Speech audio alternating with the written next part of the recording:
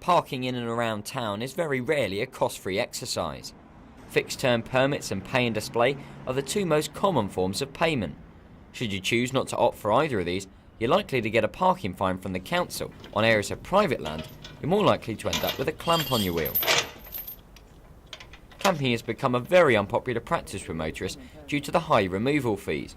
Prices begin at around £120 and can increase with numerous surcharges. Cara Sturgis saw her boyfriend's car clamped and towed earlier this year from this car park outside their home. They were ordered to pay £540 for the return of the car, and she's now fighting to get her money back. I've spoken to quite a few of my neighbours and we're all furious about it. We've all spoken to Bartley's and they haven't done anything about it at all. I think quite a few people have appealed to White's and nothing's come of it.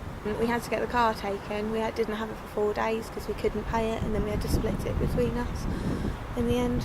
White's Car Park Solutions also charge an extra 5% on any fine that can't be paid in cash. Kieran Gurry has run a Hampshire clamping company for the last 15 years. KMG clamp in many privately owned car parks across the south.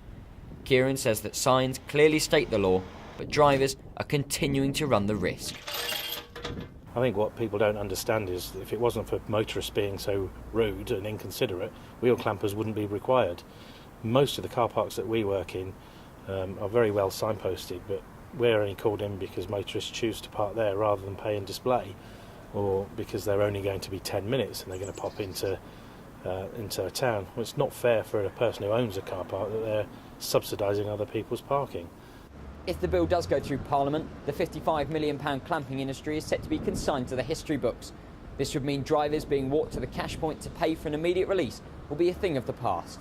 Richard Canham for Solent News.